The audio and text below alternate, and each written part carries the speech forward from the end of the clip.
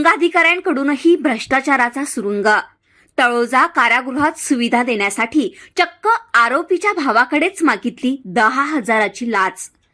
न्यायव्यवस्थेचं रक्षण करण्याची जबाबदारी असलेले व्यक्तीच एसीबीच्या जाळ्यात अडकत असल्याचं सत्र एकापाठोपाठ एक उघडकीत येत असल्याने सर्वत्र आश्चर्य व्यक्त केलं जात आहे।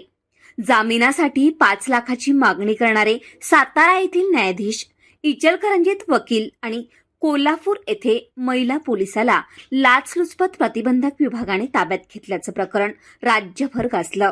त्याला आठवडाही झाला नाही तोपर्यंत खून आणि बलात्काराच्या गंभीर आरोपाखाली नवी मुंबईतील तळोजा कारागृहाच्या न्यायालयीन कोठडीत असलेल्या आरोपीला दर्जेदार सुविधा पुराव्यात यासाठी 10,000ची लाच घेताना कारागृहातील वरिष्ठ तुरुंगाधिकारी आणि पोलीस हवालदाराला रंगेहात पकडण्यात आलंय।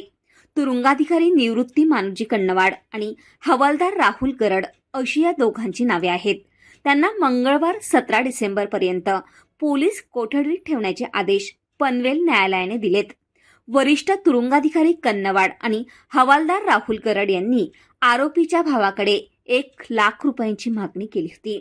ठरलेल्या रकमेपैकी 1,000 रुपये गुगल पेद्वारे देण्यातही आले होते।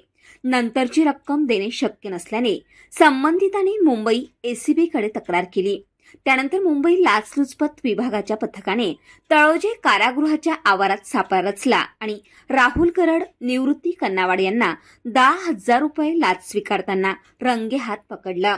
दोघांविरोधात खारघर पोलीस ठाण्यात गुन्ह्याची नोंद झाली। एसीबी मुंबईचे सहाय्यक पोलीस निरीक्षक सोपान चिटपल्ले यांच्यासह अन्य सहकाऱ्यांच्या पथकाने ही कारवाई केली। ब्युरो रिपोर्ट, कोकण संध्या न्यूज, पनवेल।